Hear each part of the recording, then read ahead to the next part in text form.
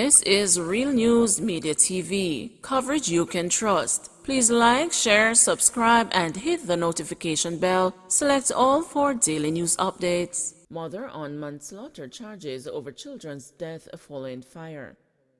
Christian Johnson, an unemployed 25-year-old woman of Lilliput, St. James, was arrested and charged with manslaughter following an incident which occurred on Wednesday, May 21, 2021. Reports are that about 9 p.m. in the community of Barrett Hall in the parish, Johnson, the mother of two minors, reportedly left both the children in a one-bedroom board house and went to a shop in the community. Shortly afterwards, she heard that the house was on fire with the two children trapped inside.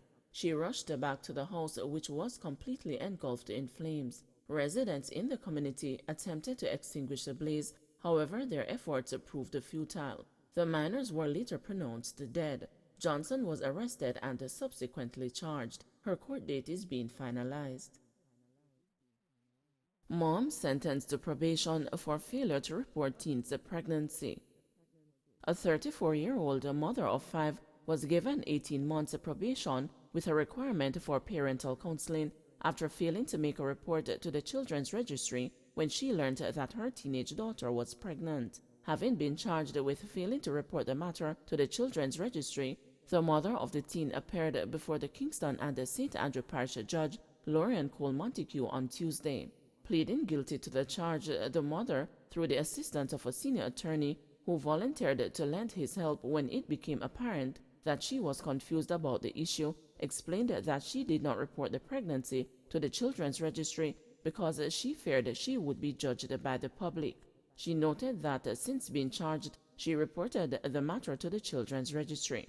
The mother also noted that she was not aware that her daughter was sexually active, and had she known, she would have been more vigilant. Addressing the matter, Cole Montague stated, "I have no intention to separate the child from the mother, but I will also say that the child's child will need her grandmother.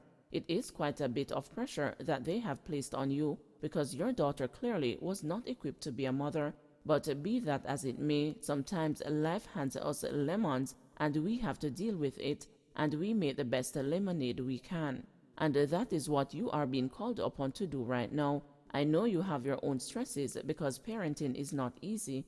It has never been easy, and it's worse still," she continued, adding that the mother would not be fined because of the obvious financial constraints.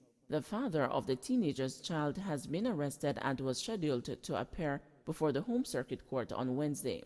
According to the Child Care Protection Act 2014, any person who withheld information regarding the care and the protection of a child may be fined up to $500,000 or imprisoned not exceeding 6 months, or they can be both fined and imprisoned.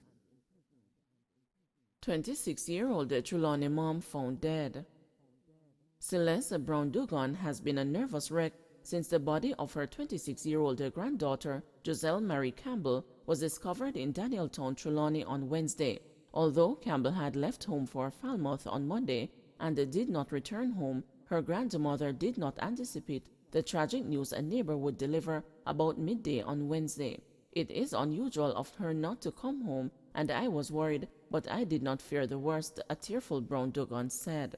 Campbell's body was discovered wrapped and placed under a piece of plastic. "When the neighbor said the foot was brown and have tattoo upon it, me say a Giselle and me bust out bawling. From that time till now, me no eat and me no stop cry," she told the news, describing Campbell as a jovial and caring mother of 2. "The son stay with her. Anytime she coming home, she always have something for her little boy.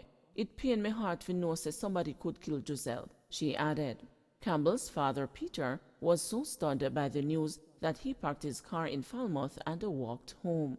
"I went home, locked myself in my room, and no come back out, nor answer no phone. I am weak, shocked, and can't even cry," he told the news. Peter, who is affectionately called Bug Oil, said he dreads venturing outside as he does not want anybody to talk to him about the death of his daughter.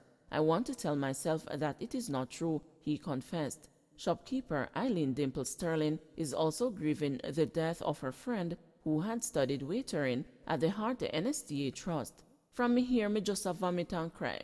Me no eat nothing, but me a vomit. Not even water can stay down, she said as tears rolled down her cheeks. Roydell Hamilton, a police officer and a cousin of Campbell's, is arranging grief counseling for Brown Dugan. It hit our grandmother hard, and I know she's going to need counseling. They were always together. She raised Giselle from she was 2 years old because her mother died early, Hamilton told the news. A security guard has been held in relation to the murder. Based on our investigations, he will be charged for the murder of Giselle, a senior officer at the Falmouth police station told the news. Champagne takes issue with a mandatory 15-year sentence for illegal gun without exceptions. Defense attorney Peter Champagne is concerned that the new Firearms Act makes no provision for exceptional circumstances in prescribing a mandatory minimum 15-year sentence for possession of an illegal gun. Making a submission on Thursday before the Joint Parliamentary Committee reviewing the bill, Mr. Champagne said he had no issue with the proposed mandatory minimum sentences. However, he noted that there are circumstances where the mandatory minimum could be considered too harsh. Mr. Champagne raised the case of crane operator Albert Paulton, who was found guilty of illegal possession of a firearm after a man who was being sought by the police ran into his home and gave him a gun to hide. The appeal court, comprising of the President, the Honorable Mr. Justice Brooks, found that these circumstances were unusual set of circumstances and affirmed the conviction, but importantly did not disturb the type of sentence that was meted out to Mr. Poulton, who was really given 12 years probation. In other words, put on probation, not a custodial sentence. I pause here, Mr. Chairman, to say that with the bill as it is now, there is absolutely no provision for a situation like that were it to unfold a year from now, during the lifetime of this legislation, if passed, for Mr. Poulton to see less than 15 years in prison.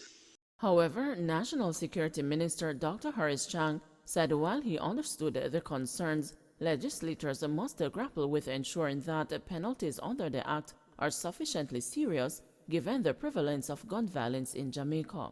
There are two things that you have to bear in mind too, Senator and members, and this is the challenge of the legislator. One, we are intervening in liberty of individual, but in many of the more difficult communities that we are talking, there's no liberty except the liberty of the man who controls the gun. That's just a fact of life. So Mr. Poulton was under the, and others like him, his liberty is long gone. He moves according to the direction of the Don and the criminal leader. And it is how we can extricate the criminals from that without implicating Mr. Poulton. That's the challenge I have. But I have to, the man has been there. There's no question that these people we're talking about, they have already denied people liberty. Mr. Champagne also wants DNA swabbing to be done in all cases in which the police say an illegal gun was taken from someone. He said it is important that these cases not be based solely on the word of the police, given the serious penalties being introduced. Mr. Champagne said preparing of DNA reports in these matters could also help with disposing of cases faster. We want to move the discourse in the way of evidence from the mere say-so of a police officer.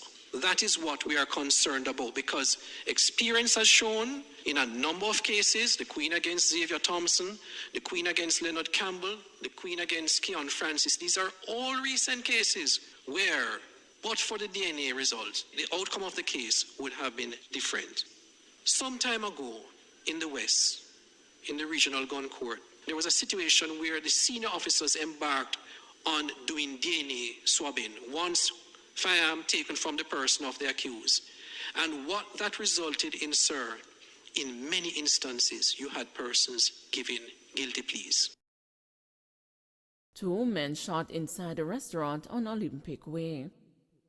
2 men were shot and injured at a restaurant on Olympic Way in St. Andrew yesterday evening. They were taken to the Kingston Public Hospital for treatment.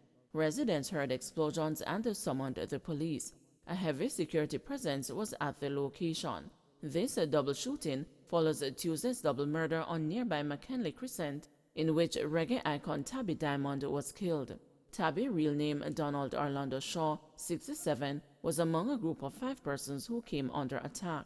He and another man succumbed to injuries, while 3 others were hospitalized. The police are yet to determine if the incidents are linked. Still no retroactive pay for teachers.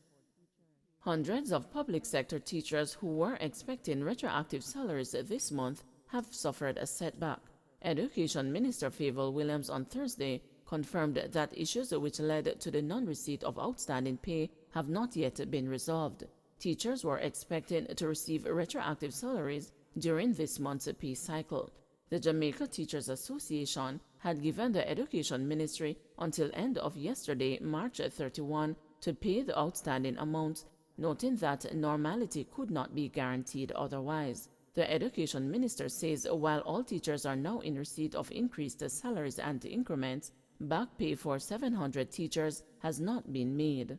They might have entered the system mid-year, mid-month, or whatever the situation is, and those will have to be dealt with manually in order to update the system with correct dates and so on. And the commitment is that by the next pay cycle, which would be April, all those back pay issues would be resolved. But there should be no teacher out there that did not receive their salary, their normal salary, at the new level. Don't forget to like, share, subscribe, and hit the notification bell. Select all for daily news updates.